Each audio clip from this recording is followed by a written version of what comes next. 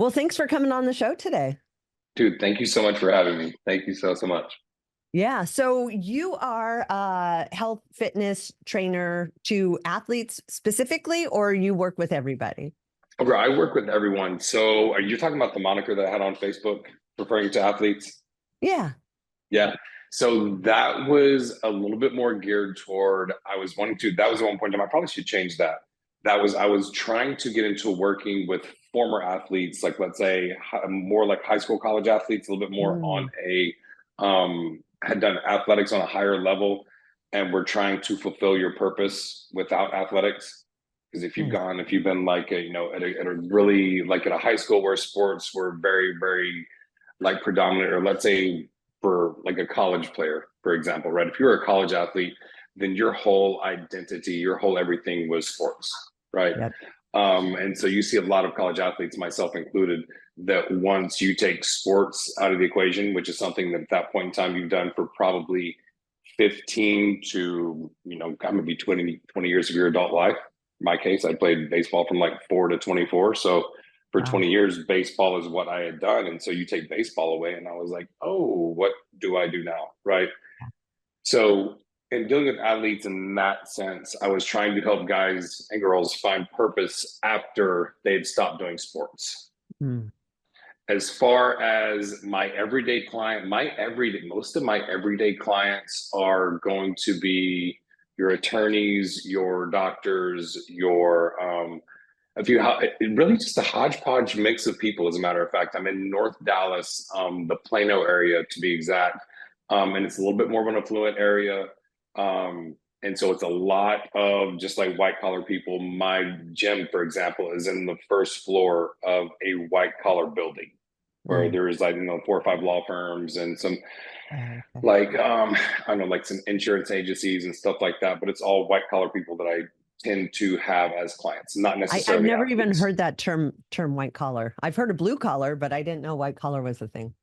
Yeah, white collar. Yeah, Not white color, white collar. collar. Yes, COLOR. Yes. Okay, No, good. I'm sorry. Just No, checking. God, dude, you got me backwards. No, collar. COLLAR. Yeah, geez. No, White not white color. collar. Not white color, dude. That's gonna make for a great snippet. Yeah, yeah, yeah. No. And then I spell color. No, collar, like a collar. Yes. Gotcha. Gotcha. Yeah. Implying business people who wear like, Correct. the button-up shirts and the collars and all that kind of With the stuff. white collar, absolutely. Yes, gotcha. Thank you. I learned something new today. Yeah. It's a Wednesday. So, Angie, this day actually, whenever you had invited me on the podcast, and you had sent me a list of dates to pick, this date actually stuck out really, really big for me because this is like probably one of the biggest dates that I've ever had in my entire life was July 3rd. Oh, okay, great. Why? So in this is available. So, and this is very probably relevant to what you wanted to get into anyway. Right before I went to prison, this is the day that I turned myself in. So long story short, I turned myself in 2020 on July 3rd, 2020. I was either about to go on the run or go to prison for 5 to 10 years. Wow. And so Wow. I made the choice to be a big boy and go take my medicine. And I made that decision 4 years ago, Wow. today. Kind of wild. Like literally, probably, I would say to this point in my life, probably the single most important decision I've ever made was to not run and go face my shit. Yeah. So very, very cool. I just got chill. I'm saying that. So very, very well. Like probably one of the coolest days you could have had me on. So Oh, I definitely jumped at yeah. the opportunity to take this date from you and be on today. So it's really, really cool. Awesome. I love that. I love Yeah. that. So, well, then let's talk about that. Like, why? Let's talk about Why it. 4 years ago are you in that position where you have to make that decision? So in the great state of Texas, and I love Texas, but one of the things, there are DWI laws here. Okay. Hmm. I was a drinker. Okay. I was a drinker and a pill popper, Xanax to be exact. That were probably my two biggest vices. Um, I had gotten DWI number 4 and 5 during COVID. Wow. Now I know that's a lot. I had number 1, 2, and 3 were all like I was right out of college. One of them I don't actually think is even on my record. But 1 and 2 were happening like 2007 and 9, and then I didn't have another one for 11 years, right? So I learned not to drink and drive for a short period of time. I just never really learned how to deal with the issues that were causing me to want to drink, right? Yeah. Yeah. So then February 2020 rolls around. COVID is kind of happening, but nothing had shut down yet. The world had already gotten kind of weird, and we knew some stuff was going on. Yeah. We knew it was But the kind of world hadn't coming. stopped. You know, it was like it was Friday the 13th. It was the last normal day. March 13th was the last normal day that we had in America that day or that year. Mhm. But no, it was February. It was Groundhog Day 2020. I got a DWI. And then turn around on D-Day, actually on June 6th, got a second DWI, and then I ended up I bonded out of both, and the court had pulled my bond, or the court had pulled my bond. And so when I went to court on July the 2nd, I'd actually called in the court to see if there was like any warrants out for my arrest or anything.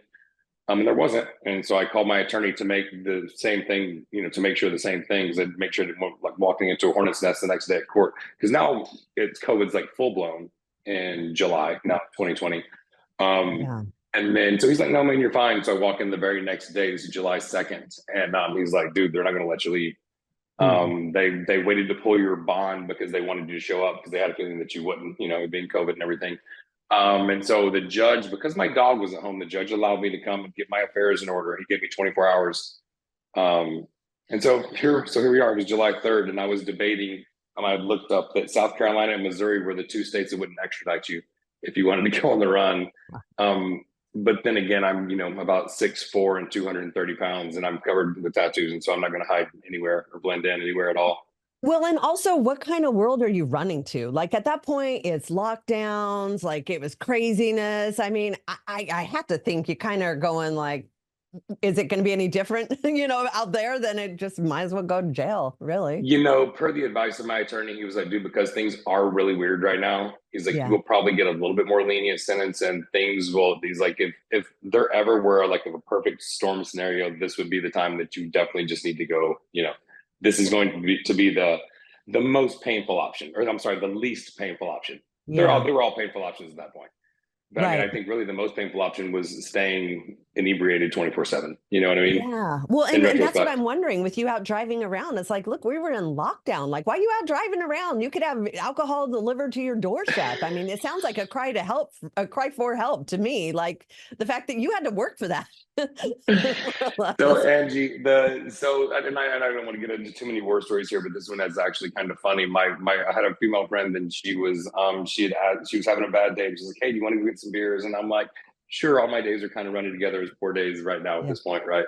Yeah. And I was like, but I can't meet you there because I had a lung device on my truck, right? So I was like, if you come pick me up, then Perfect. I'll buy you a couple of rounds, and then we'll go. And so we did. We went and ran up a huge tab at the bar, and then we get ready to leave. And I'm like, oh, I can drive Oof. her car. Oof. And then Whataburger drive through. And then actually I got arrested in the Whataburger drive through. It was pretty Did they call the police, the Whataburger? they did. They actually have protocols that if drunk people come through, there's actual protocols from Whataburger people. They like hold you up in the line, and then they tell you to go pull up to the side, and they don't bring your food, and then cops come and get you before you get your food, as a matter of fact. Wow. I kind of respect Whataburger for that. Yeah. Like, that's pretty cool. I've never heard of that. Yeah. Yeah. Okay. Huh. So the Whataburger gotcha. That is kind of Yeah. a funny Yeah. story. So as a result Your of that, drunk your drunk necessity for bad food did you in. It you wasn't the know, alcohol, it was that choice to have fast food. I think when I look at all like the possible scenarios that could have played out, that was probably the least painful one. Yes, absolutely. Again, I look Absolutely. at this whole scenario as a whole, and I'm like, I got out fairly unscathed for all the, pardon my language, for all the fuckery that I got into for 20 years straight. Yeah.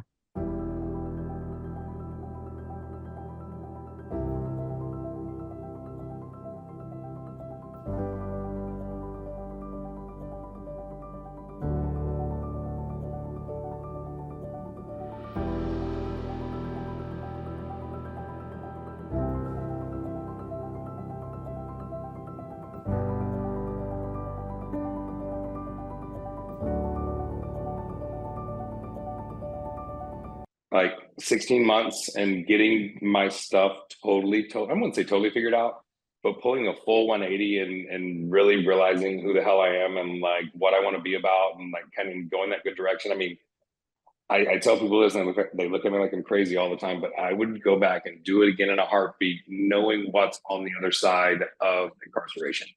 Yeah. So it was like the biggest blessing ever. And so you were in jail for 16 months? Was that the sentence? Yeah, we did county jail stuff. There's a process, I knew that I wasn't going to. My attorney was like, dude, you can't win. You should just plead guilty. They'll be a little bit easier on you. So we did. We went back and forth for a little bit. I eventually got a 5-year sentence. You were in county jail for, I think it was 6, 7 months. Then I was Okay. in big boy prison for about 2.5, and then they transferred me to a treatment facility, and I was there for about 7 months. Okay. And so, Yeah. Considering it was a 5-year sentence, that is pretty light that you got that. Really. yeah, I mean, I'm still on parole right now. I'll actually get off parole on July 4th of 25. So I've got 1 year and what's the third? So I've got a year and a day today. So I'll be off parole in 366 days. So pretty Nice. dope. We start a Yeah. little countdown. Yeah. Yeah. Awesome. Although it's, I mean, it wasn't parole. I was on probation for over 3 years. It just becomes normal life when you're not doing anything wrong. It It doesn't does. really, affect you so much. I mean, obviously if you're in a dangerous situation that could affect that, you're going to think about it, but you don't tend to put yourself in those situations if you don't want to Yeah. go to prison. No. From a travel standpoint, that's kind of the biggest thing. I like to move around a little bit and like having to ask Mm, permission to leave the state. My family yep. they're all in Oklahoma, and they're only about 2 hours away from where I'm at in Dallas right now. They're on the very, very southern border of Oklahoma.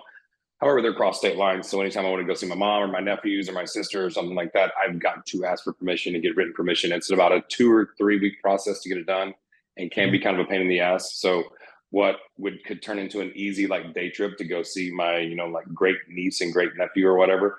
Sometimes birthdays get missed and this and this and that just because things have to happen. And sometimes they're just like, no, man, you can't go. So kind of Yeah. rare, but it's happened a couple of times.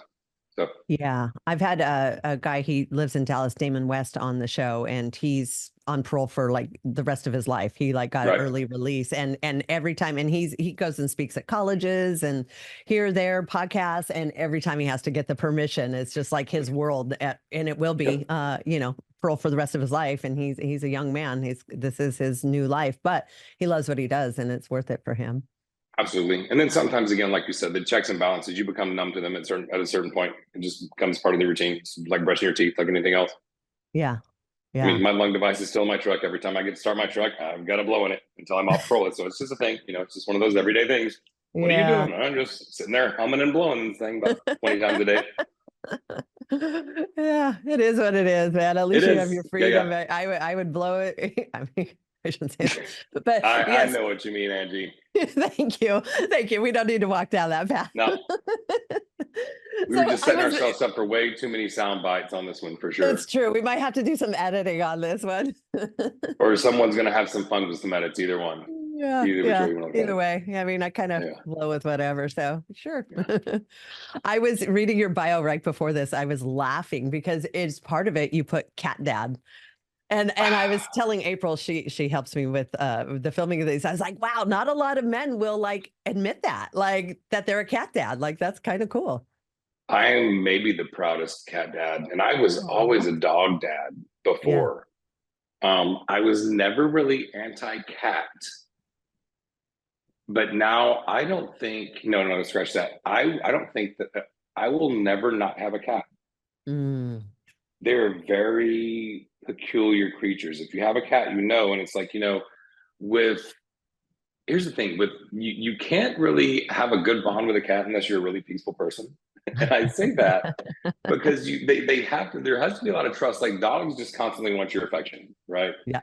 Yep. They'll Cats have to forgive like you of trust you. anything. They have to like you have to be patient. You have to I don't think my former self, that's probably why I didn't have a cat before, because I was so neurotic that I probably never could have never could have handled all the nuances of a cat. But no, it's Yeah. cats are awesome. Yeah. Cats are great, and dogs are still great too. And I will eventually get a dog. I had a rescue dog for about 12 years, and I lost Kimbo in May of like 22. So still not ready to Mm-hmm. go down another dog route again. Mm-hmm. Kimbo Mm-hmm. was a very very special dude. But yeah, we'll always have a cat. And the bio thing, I always get really confused on what to do. I almost asked you a question. I almost sent you a message like, "Wow, what are on this bio?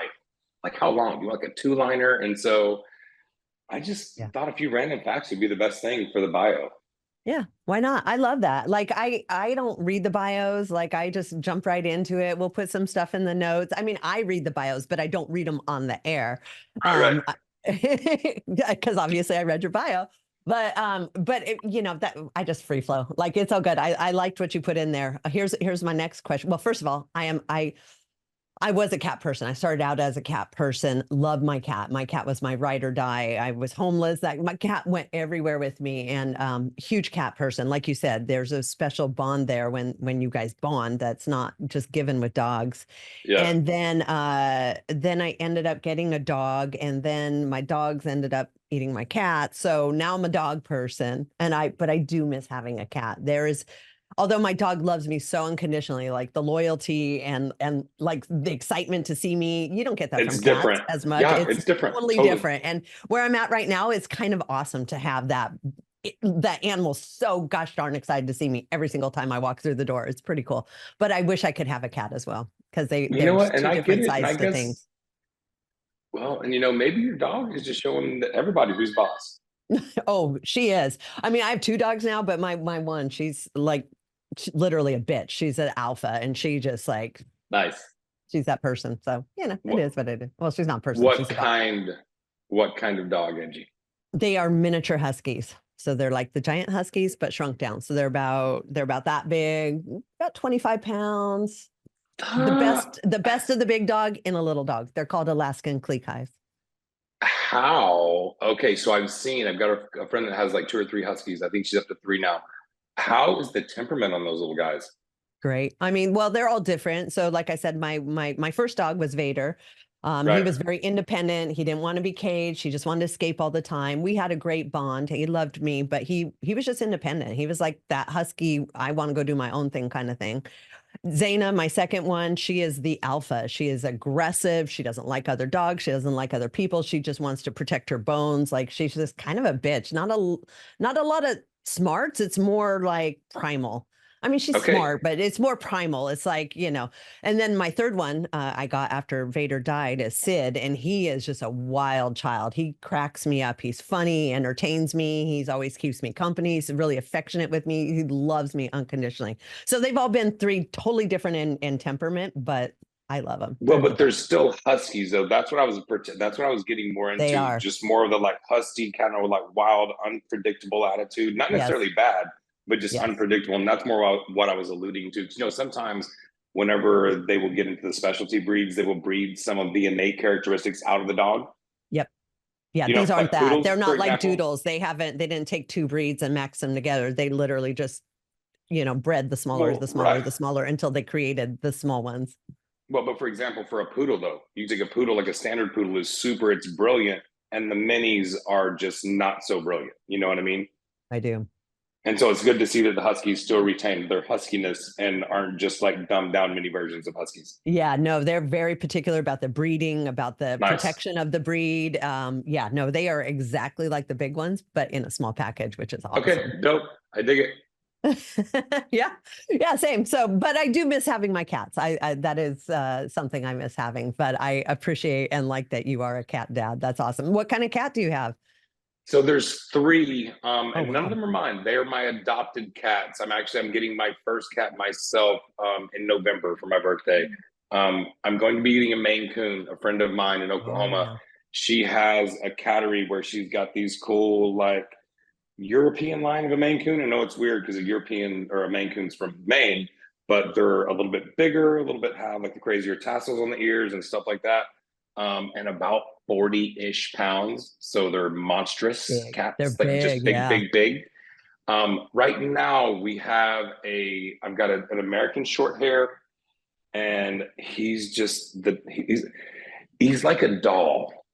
Oh, If you've ever seen a freaking, it's like the cat's so cute that he looks like a doll. It's the weirdest mhm. thing you've ever seen. The Like big it could round be, eyes. Yeah. Yeah.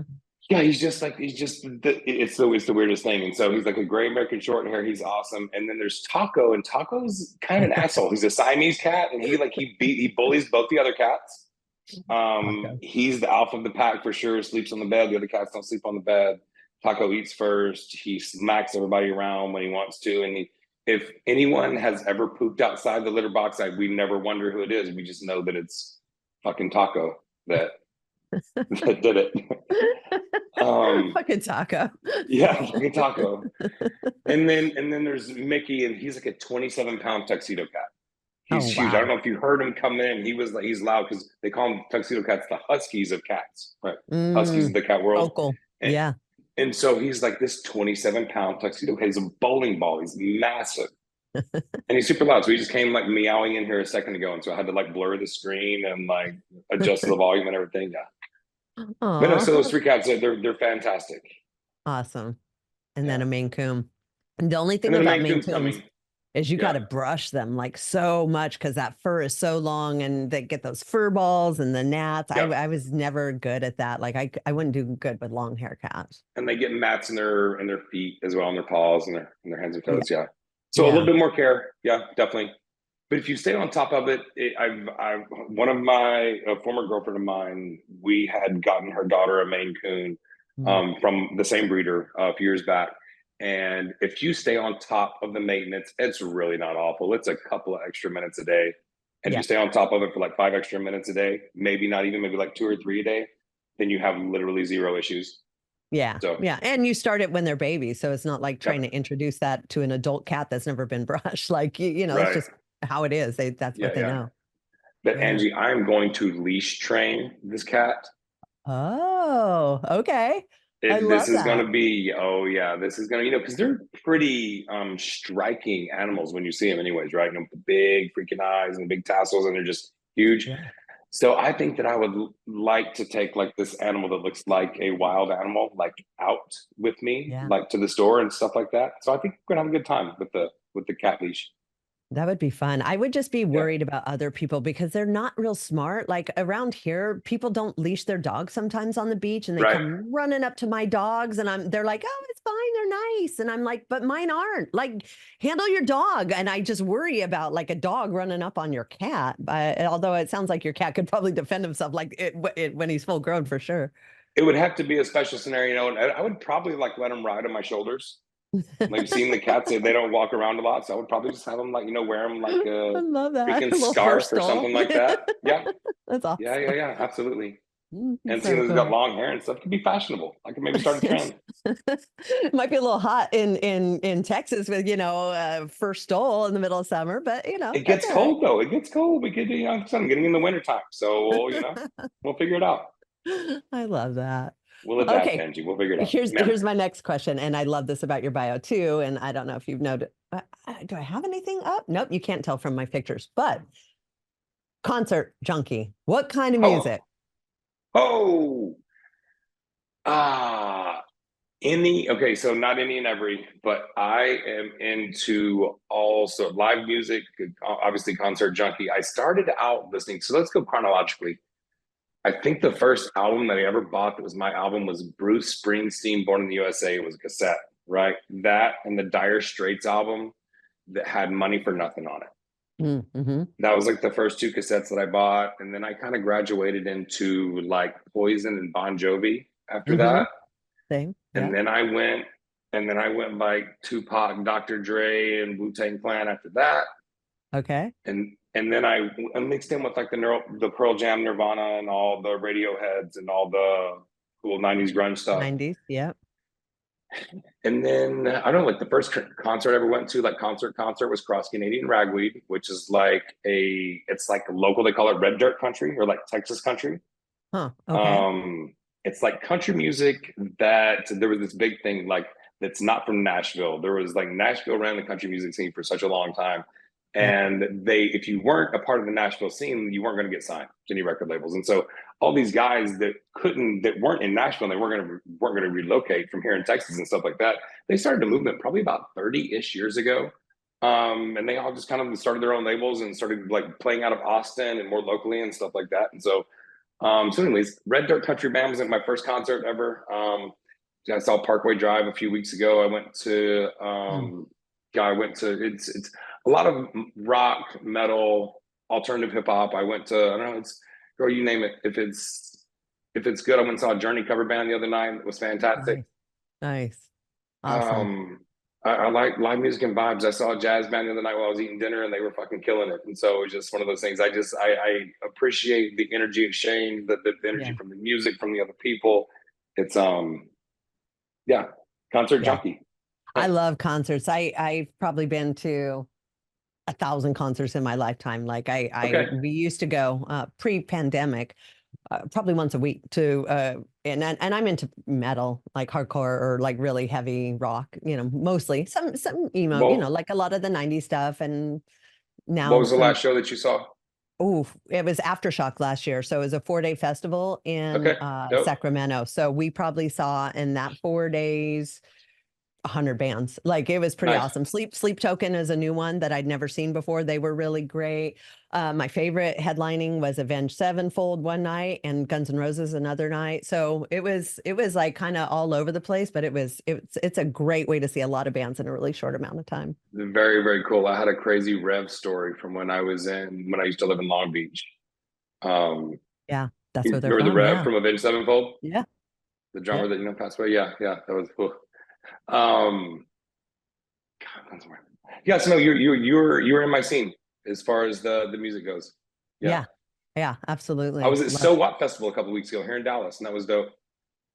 The So What Fest, that was a lot of like, who do we see? Mm, There was like Mayday Parade was there. They were really good. mm. Um, I don't know, 303. It was more like So What Fest was a little bit more emo. It was like early 2000s emo. I Yeah. think Memphis Mayfire was there. Okay. Um, I'm going to see Slaughter to Prevail though on the Oh, 13th of nice. September. Nice. You know Yeah, who those guys I are? love the really hard music in a really small venue. Like there's something very like it's just pure adrenaline the whole time. It's like borderline dangerous, but like you're on high alert, but it's like you feel it, in your heart as the music's playing. I love that shit. So what show sticks out for you as being like one of the best crazy shows you've seen in a small venue? Ooh, goodness gracious. I've got two that stick out that were just gnarly.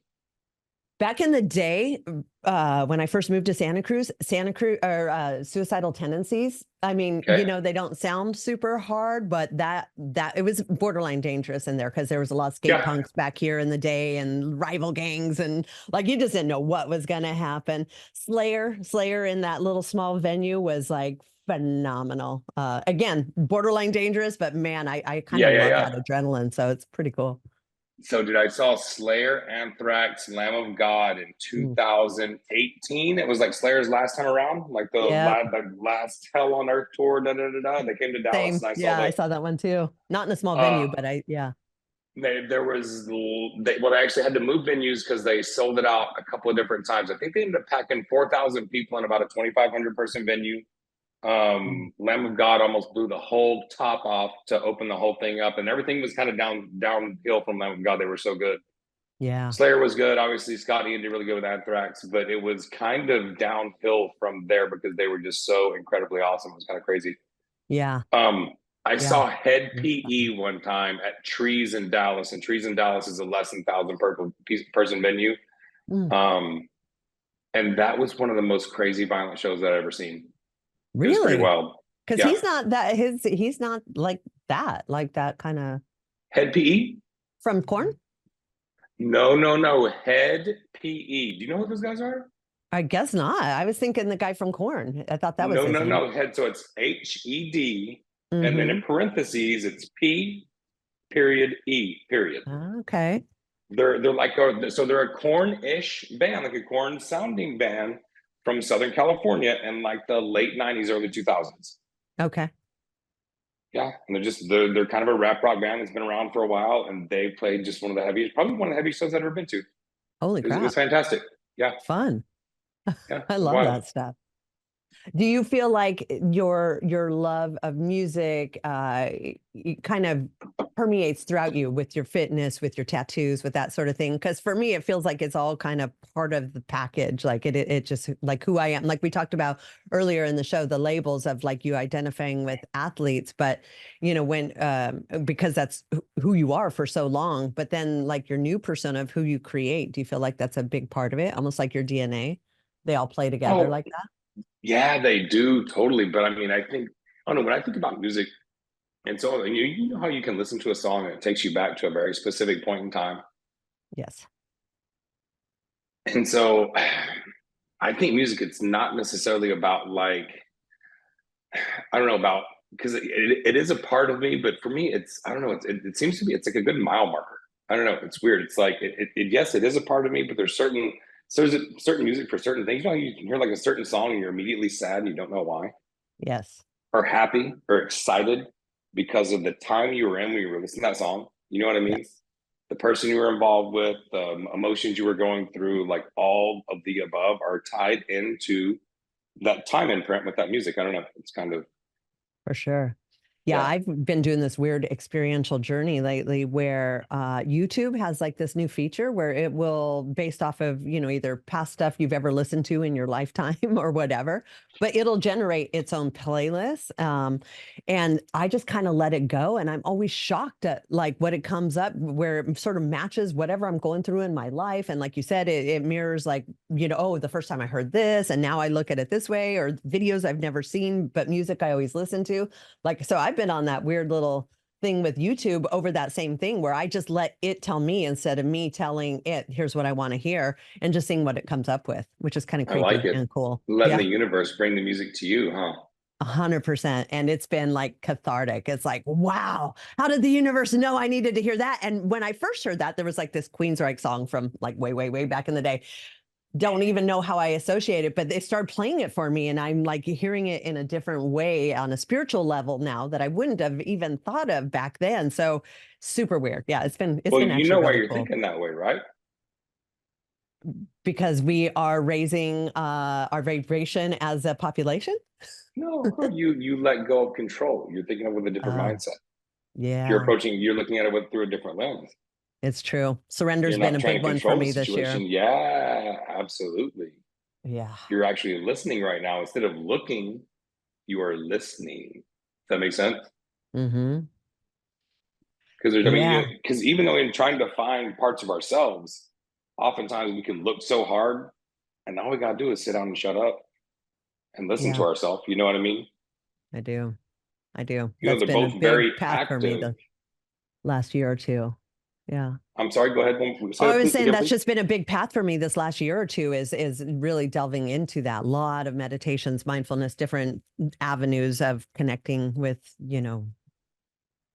whatever's out there and What's being been your quiet. What's been your biggest insight? Mm, fuck, I don't know. It's always changing. I've been doing a lot of breathing. The breath. I'm finding the power in the breath. So I've been doing a lot of breathing meditations. And for me, that insights, because it's mental and physical, like I can sit there and just see what comes. But when I'm sort of actively participating, it's when it really comes. And so for me, doing those guided breathing sessions, I feel very connected to source and God and just a bigger purpose, even beyond my purpose, like a bigger purpose. And so I've really been, with the world as challenging as it's been um, in my business and with us, it's just been really monumental in keeping me sort of staying the course kind of thing. Love it. Yeah. How about you? My biggest insight probably this year has been that I am capable of much more than I ever thought. Yeah. And I'm realizing, like, with every new step that I take and every new door that I open, like, you realize how much more capable you have always been. Yeah. And I so love that's been the that. biggest thing is like just knowing that, well, and I guess the realization that no one else is going to do it for me. Yep. That was one of the biggest, and I love my parents. They were fantastic, but I don't think that as a young adult, right, that I was forced to struggle enough. And it was one of those things when I was in high school, I was valedictorian of my high school class. I thought high school was easy. College, I was dean's list and I barely studied. It just came very, very easy to me. And then when things started happening in my personal life right out of college, I'd never really learned failure, right? And like really Mm, learned how to fail and fail hard and fail well. You know what I mean? I'd already mhm. when I started failing, because I'd never really failed a whole lot before up until that time. I didn't really know how to, you know what I mean? I felt bad. I felt shame and guilt for failure, not knowing that now I take failure as a fucking lesson, right? It's like, oh, okay, I failed. Let's see what I can take from that and let's Yeah. move forward from that. As opposed to before, when you don't learn to fail gracefully, you feel guilt and shame, and you feel bad for yourself, and you want to sedate and numb and not be present. And so I And learned be how a to do victim. all of the latter really, really well. Fuck yeah, dude, it was everybody's fault but mine. Yep. Yeah. Mm. Yeah, I think that's what you put in your post, why I messaged you, because I just resonate with that so much. Like that's where the growth comes from, is overcoming the adversities. And if we're not given adversities, we're just kind of stagnant, and where's the joy in that? Well, and then you end up just being kind of a one-dimensional douchebag that's just good at a couple of things, Yeah. and Yeah. and I go to prison as a one-dimensional douchebag. Is that where you changed? Is that where you really started sort of soul searching? Did it give you that opportunity to go a little deeper than you had been? Absolutely. I mean, it all started 4 years ago when I was like, okay, do I run Hmm. or do I just go? Yeah. And that was huge. I mean, that's where it started, because that's the thing. I knew, like, I'd started seeing a psychiatrist and a psychologist, and I knew that I had a pill problem, and I'd been actively trying to get off Xanax. Okay. I was working with a psychiatrist and a psychologist both from, I think it was like 2017 up until I went to prison in 2020, actively trying to get off of Xanax. Right. I was prescribed at the height of the addiction. I was being prescribed 150 milligrams a month, um, That's which is, if you crazy. know anything about That's like crazy. that medication, 10 Yeah. milligrams, no, I'm sorry, 10 milligrams a day. So I'm sorry, 300 milligrams a month, 10 That's a milligrams a day, 2 milligrams Xanax daily was my prescription. And so, that your body's just not meant to do that. There's only two things that you can die from withdrawals, and they're alcohol and benzos. yeah. And I was coming off both of them. Yeah. But again, trying to come off again, like, sorry, got sidetracked. I knew that I needed to do something about the Xanax. So I've been actively trying to do that. I also knew that if I were to go on probation again, because they were offering me like 10 or 20 years of probation or something, I knew that Oh, I would just keep doing Xanax, yeah. because I could, because I was on probation and it wasn't illegal, right? Right, because it was Um, prescribed. yeah, and I don't know. I just knew I knew that I couldn't keep going the way that I was going, and At no that point did you think maybe just go to rehab? I did. That was one of the things that we had, that my attorney and I were discussing with the court at that time. We were actively seeing if that was an option. Again, because when we had all this stuff in evidence as well, we even had my psychiatrist and psychologist send in letters saying that I've been working with them and been trying to get rid of the problem and stuff like that. But the state, because here's the thing, the state doesn't make money if you get better. Mm, Okay. They don't want you to get fucking better, dude. Okay. And it's no. expensive. If they send you to rehab on the state's dime, that's probably going to cost them 80 grand Yeah. to send me for a month or 2 months or whatever it is. Right. Yeah, they're not going to do that. Yeah. As opposed to if I go in the prison system and then they send me to one of their treatment programs, Yeah. then the state gets kicked back, I don't know, like 100 and something, $80,000. Now we get into all the political things that we're not going to get into right now because it'd be pointless. Um, but no, the state doesn't want you to do better. They want you in jail, and then they want you Yeah. to go through their stuff. So again, they can just continue to feed the beast that they'll. Oh, yeah. Yeah. Absolutely. So while you're in prison, you detox, was that cold turkey? Did they medically take you down? How'd that work? Oh, Well, I that guess you were was in that. jail first. Yeah. Excuse me. That was a joy, actually. They thought that I was joking when I told them the amount of medication that I was on. Yeah. Until I seized out, I think about the third day as when I had my first seizure. Wow. And then they had me in a turtle suit for a little bit. If you don't know what that is, because they're afraid you're going to die for something like that, they'll put you in like suicide watch, essentially. They'll strip you Hmm. down and put like a big weighted blanket on you, and then put you in an observation case in the front so everyone can see you all the time. Oh So gosh. that's how I got to detox, was in a turtle suit for about 3 days. Oh yeah, just sweating and throwing up and And going, yeah, I'd seize out about at one point about every 20 minutes or so. I'd go into some, wouldn't necessarily like a seizure, just some uncontrollable spasms that would kind of yeah. just, I'd kind of start twitching, and And they they had you might. do that cold turkey? They didn't give you any meds whatsoever?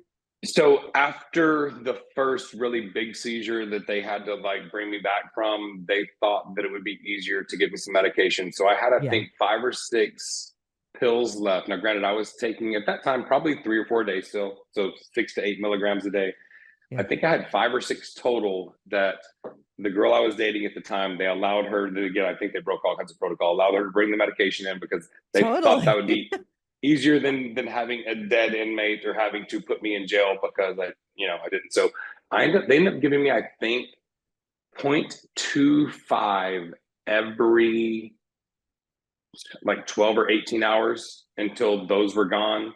And so seizures only happened for about a day ish, I think less than 24 hours before they were like, yeah, this is going to stop. We should probably medicate him. So Yeah. they eventually Yeah. did, but it got very, very hairy before it got better. Yeah. Yeah. It's a hell of a physical detox for sure.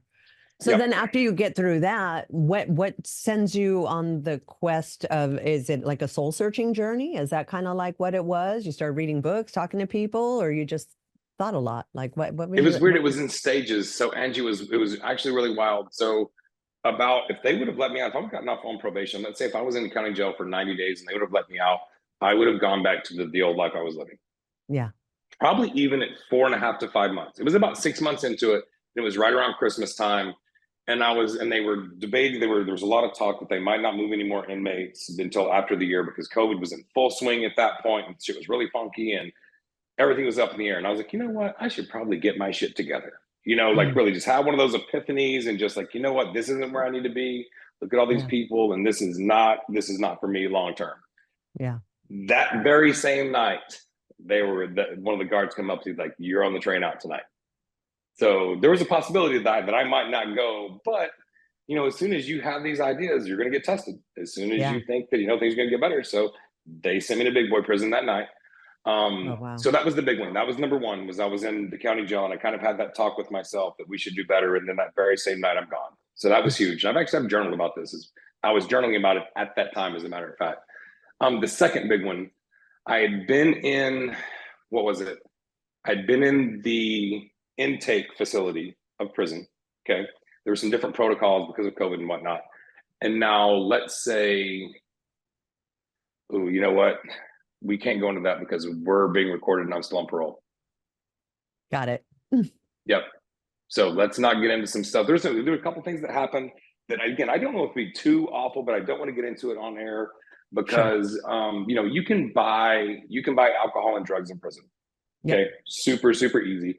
Phones, Um, all of it, whatever all the you above. need. It's Yeah, yeah, like yeah. it's its All the own above. ecosystem in there. Oh yeah. And this prison that we were in South, it was in South Dallas, right?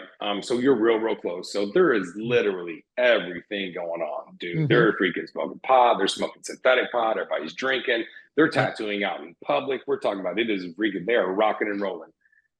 And so there was a situation in there to where I had purchased some alcohol in there, right? Um, and I Was get it it. was it Pruno or was it like from a bottle? Did they hand make it or was it? Oh no, Rose! It was in the toilet for sure. It was Yeah, out of it yeah, was out of that's the the bag. shit It right was the there. good stuff. It was in a Oh squeeze yeah. cheese bottle. Okay. Oh yeah, it was squeeze cheese bottle booze Oh for yeah. sure. Yeah, some rotten Um. bread, some Oh yeah, yeah. They had sugar. some So yeah, oh pineapples yeah. in that. Yeah, dude. Oh yeah. The good stuff. And so I get it, and I got this stuff, dude. And I guess I'll say this. I take a sip because I take a little sip, and it smells so bad. Ugh. And I can smell dude. I'm like, holy shit! I've got all these thoughts going through my head, dude. Like, oh man, this is what I smell like all the time? Holy shit! And then I'm just like, you know what, dude? This is why I'm here. I'm here for drinking, essentially, right? This ain't cool. Yeah. So I take the stuff back to the dude, and I'm like, hey man, this is why I'm here. I don't want this. Da, da, da. He's like, man, I'm not giving your money back. Fuck you. Da, da, da. And I'm like, dude, I don't want my money back. This is here. You can have it. This is just me. I don't want it. I don't know what else to do with it. So here. He's like, all right, cool, whatever. Da, da, da. And so that was big. That was one of those things that I was, and again, there's a few things that happen systematically. That was just one of those that is just very, very vivid Yeah. that I need to do something better. Well, that same night, they send me on the road that night. Oh wow. Um, Supposed to go to a treatment facility. I didn't know this. They were because of COVID, because of all kinds. Well, COVID. they had shut some units down, and so they had ended up housing us at a max security unit. Oh, Um, the only available room at the unit was on the sex offenders wing. oof. So in Texas, if you're a sex offender and you're going to get released to the public, you have to do an 18-month program before they release you to the public. Okay, with zero violation. They had us housed on the third tier of this wing Mm, because that was the only place left. Well, that was in February of 2021. If you're mm. familiar with what happened in February 2021, there was a huge snowstorm that happened in Texas in February Okay. 2021. Yep. We're supposed to be in that thing for overnight, got stuck for 6 weeks in the sex offender wing Wow. in a 5x9 max security. We got out 3 days a week to shower. Oh, Like you got a 15-minute shower on Monday, Wednesday, Friday. That was it. I was supposed to be there for one night. I was there for 6 weeks. It was wow. insane. Zero Wow. movement. I could stand up and touch the walls on both sides. I could palm the walls on both sides. Wow. It was nuts. Rough. Um, in the middle of that storm, in the middle of the snowstorm, is when I had like the biggest like final epiphany. Okay. That's when there was like pipes were busting out of the walls. There was a rat that came out of the toilet and like just sat on my bed Oh, with me. And I mean a rat, like not a mouse, a rat. did you name him? Was he a friend? Was he your friend? He got some food out of my commissary bag. It literally it had gotten food out of my commissary bag, and we had him up on the beds because the floors were flooding because prison pipes and Oh yeah. snowstorm, and it's never They that were cold in not Texas. It prepared hasn't for been that that at cold all. since. Yeah. And so I remember that I just started freaking laughing hysterically, like laughing, and I'm just like my bunkmate below me is a big black dude from San Antonio, Chris Bennett, nicest dude ever. And he's like, dude, what is wrong with you? And I'm like, oh, no, I'm just laughing hysterically. And it's like, this dude lost it. And I was just like, man, and I'm just like thinking, God, if this is all you got, or Satan or whoever, like, I'm going to be okay. And I just thought, I was like, man, I can't think of like any really worst case besides like maybe being burned alive or drowned in this cell right now that I could possibly be in. Yeah. And so at that point, it is at that point in time, Angie, that I found like the most peace ever. I've been literally the happiest person I can remember since that time. Wow. I got Well, paroled the very next day. I got paperwork the very next. We hadn't had freaking any movement or anything. No mail, no anything. And literally, I think it was the next day or 2 days later. It was very, very soon after that because that was kind of the tipping point when all that stuff happened. And then I get this mail. I'm like, oh yeah, you're going to treatment. You'll be going home in 6 months. And I'm like, you've got to be kidding me. And then at that point, I was like, okay, if I'm going to treatment, I'm going to actually do treatment. I'm not going to. And I did. I went and I meditated. And that's when I really started doing some really, really deep shadow work. And I started reading a lot. And I started just yeah. really kind of diving into like, I mean, all the things that you do when you're supposed to go to therapy. We Yep. were doing therapy I think we were mandated for 20 hours per week with groups and then 5 hours of individuals. And dude, I did all 25 hours. I did everything that I was supposed to do. And Yeah. it really did just, that's why when I tell my people right now, like, hey, you got to meditate and journal and all this stuff. It's all the stuff that you hear people tell you to do all the time. And no one thinks it works because it's just journaling and meditation and stuff like that. But then you realize after you do it, how powerful it is and how powerful the mind is and the words we say and the things we speak and the actions that we put into place. And then you realize how silly you've been the whole time by not just doing that really simple stuff every day, Yeah. right? Well, I think we're just so conditioned with society that we want instant results. And if I meditate for 2 days and I didn't get what I was wanting, this doesn't work. You just want to throw it away. Yeah. And it's difficult, I think, for a lot of people to keep doing something blindly without seeing immediate results. Kind of like fitness, like you got to put in a lot of consistent work before you start seeing the results. You probably feel them first, but people, I think, and I obviously go through this with my rehab myself and whatever, is you just want instantaneous results and you don't see it. You abandon it and go to the next thing, the next thing, the next thing.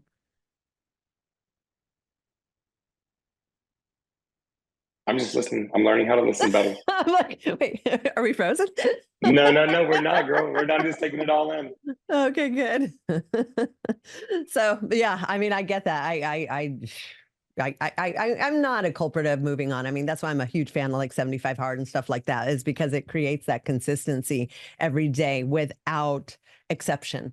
without cheat, without like, oh, I get it, you were busy, that's fine. It's just it builds that muscle, which I wish everybody would do, because I think so many people stop that short of the miracle or that close to the result because they don't see it all the way through. Yep.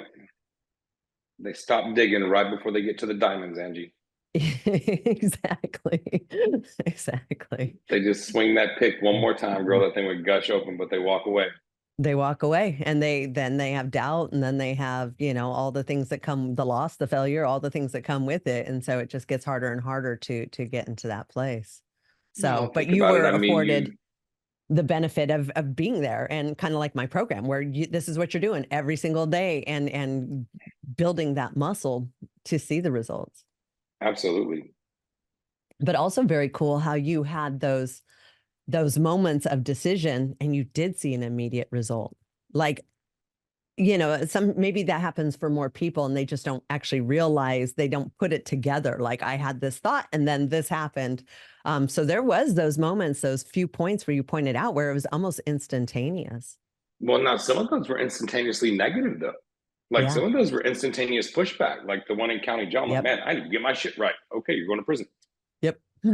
Exactly. The one I'm in prison, I give the drink away. Okay, you're going to maximum security. Yeah. You know, so yes, and I don't know. I knew, Angie, that I couldn't keep that all the stuff that I was doing. I don't know. I think all of us know when we do bad stuff, right? Yeah. We all know when we're doing wrong, we're doing bad, and I was very aware. I was acutely aware that I was just not being a good person, and it was just the wrong thing. Yeah. Yeah. And And I know that so, I wanted to do the opposite of what my old self would have done. yeah. And how has that played out for you since you've gotten out of the system, since, you've had free will as it be? Um, I know you said every day since that break when you were laughing, you've looked at Yeah, life with joy and everything like that. So absolutely. does it continue to be So that way for you? it's one of those things. And I tell my girlfriend this. I tell her that and she hates it, but I tell her that I don't cheat on you because of you. Like, you're great and all that good jazz, but I don't cheat on you because I don't want to be a shitty person. Mm. Like you're an external motivator. I want to be good for me as an internal motivator. You know what I Yep. mean? And it's no matter what you do or say doesn't mean that I'm not going to do the right thing. And I think that I don't know, I was constantly looking for a lot of outside stimulus, a Yep. lot of looking outward for an inward fix. Yeah. Um, and so you ask what's different from now and then is that I'm just very aware I can create whatever reality that I want. Yeah. I And then the love that. reality that I want is I want to be a good human. You know what I mean? Like, first and foremost, because I really just don't think that when I look back and like, your parents was like, oh, you weren't a bad guy. And I was like, well, fuck, I was doing bad stuff every day. So by definition, I was a bad person. You know what I mean? Like, if you Yeah. look, if my daily activities are bad things, if I'm getting drunk and having sex with different people and doing like all this crazy shit on a very much daily basis, that is deviant behavior in every way, shape, or form. So therefore, by definition, I am a bad person. Yeah, but that's also the trap of addiction, right? You feel like you're only hurting yourself. Like, I'm not hurting anybody else. I'm not, and we minimize like all the things that we Right. are doing, or just don't even allow ourselves to see them. Or if we do, that's when we numb out because we know we're not being a good person. Absolutely. Yeah. Absolutely. 100%. And I like what you touched on too. Like, you can't do it, whether it's not cheating or not drinking or not using, you can't do it for someone else. I mean, you can, but the lasting results are you got to do it for yourself. Because if something goes Well, wrong over here right. with that person or that thing that you're doing everything for, it's just going to derail all the progress. Like that foundation, you're building it on a shaky foundation, I guess. And so Absolutely. you gotta come to it for yourself, even though sometimes like you, like me, the law sort of pushes us in that direction. And I know that's why I went down the path I did, because I had 10 years hanging over my head. And, it made the decision to do it better. But for lasting results, you got to get there on for yourself. Well, that's how it started, right? I mean, it Yeah. started because we had to. I mean, Yeah. I didn't go into jail and all that stuff like, oh man, I'm gonna be. But you evolve, like you start, like you wake up little by little, right? Like the veil gets pulled back a little by little. You start seeing a little bit more into yourself as far as who you are, what you're doing, what you're about, how others see you, how your Yeah. future is going to pan out. You start seeing all these different things that I don't know, you never really can see because you're just like get fucking drop goggles on the whole time. Yeah. Or Xanax goggles or whatever it is, and so you're just not thinking about those things. And you start little by little, you start waking up and realizing, the different things that are important. And then, as we grow and evolve as people, different things do become important, Yeah. you know? Yeah. Is gratitude a part of your daily practice? Absolutely. Yeah. But I mean, I can't think of, that's why I mentioned it as one of the biggest turning points, because that was one of the things that it may be the most pivotal thing that I've ever done, as far as the very first thing, turning myself in. And I hold that to like taking ownership and being accountable. Yeah. Like those are by far the two biggest things. Being accountable, taking ownership, and then being just gratitude. Yep. Yeah. Yeah. And you still journal every day? Every single day, every Wow. single morning and night. It's one Both of the, morning and night. Wow. yeah. As far as practices goes, Angie, easily the most influential practice that I have ever done was journaling my thoughts. Wow. Yeah, morning and night. I don't miss. If I do, it feels kind of like, now again, I'm getting better about not beating myself up about missing, because we're all human and stuff, right? I know there's kind of weird again when you go back and forth with that. Oh, it's so Um, hard. It's like you want to give yourself grace because you realize you're going through a lot, but then you don't want to give yourself an excuse but to you not got to be be held tough. You accountable. got to be disciplined. Yeah. Yeah. Yeah. Yeah. It's a tough. But no, easily the most influential habit that I have formed was journaling. I require all my new clients to do it. I teach my new clients how to meditate. Some of my old clients like, I don't do that, but like all my new clients, like I just want to meditate. It's fun. Yeah. Yeah. Awesome. I love that. So it sounds like you're a full service. You're not just like a regular kind of coach. You're like the full package. It's not just the work in the gym. It's all the other things outside the gym that matter. Well, and I just made a post about this yesterday, Angie, is the 23 hours outside the gym are exponentially more important than the hour you spend in the gym. So yes, I like to coach on all of the above. And when I look, because like even for myself personally, I mean, just using anecdotal evidence, when I got really happy mentally, Yeah. it was much easier for me to be happy with my body physically. And I saw better physical changes as I was happy. I mean, you've seen just how putting a smile on someone's face can make them look younger and better just by smiling. So you think about like adding a lot of happiness into your daily routine, you look and feel better just already. You know what I mean? It's Well, about there's being happy. definitely something to look. You look good, you feel good, you feel good, you look good. Like that is a fact. And when you look in the mirror and you're Absolutely. like, "Damn, I look good," you tend to feel good, even if you don't, because you're like, "Well, fuck, I look good." Absolutely. But yeah, no, just from the point of helping, because in my addiction, it wasn't just me getting in shape. I had to fix my finances. I had to fix my family life. I had to Yeah, fix literally everything. You know what I yeah, mean? And so no, I like, I think if we as individuals, if we take control of our health first, I think that's the most important, yeah, because you can have a billion problems in the world until you got a health problem, then you got one problem, yeah, and everything else is whatever's wrong with you. And so that's always first things first. But yeah, yeah, on top of that, like, dude, almost everyone I see, and I mean, almost sure everyone I'm sure that you see on a daily basis has a difficult time dealing with stress, yeah, or can at least use some pointers on how to deal with stress better, right? yeah, Um, Also, just when it comes to daily strategy and stuff like that. Now, I am not well versed enough in business to give people like business and financial advice and stuff like that.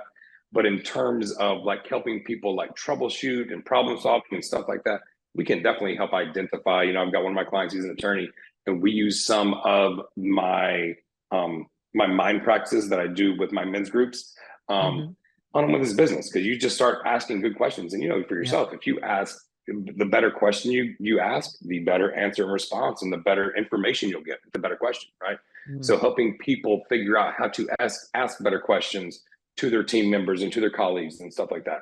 So yeah, I yeah. like to attack everything from all fronts, because being in shape is great. But if you got a head full of shit and you got money in your account, then what does that matter if you're in shape, if you're broke and you're sad?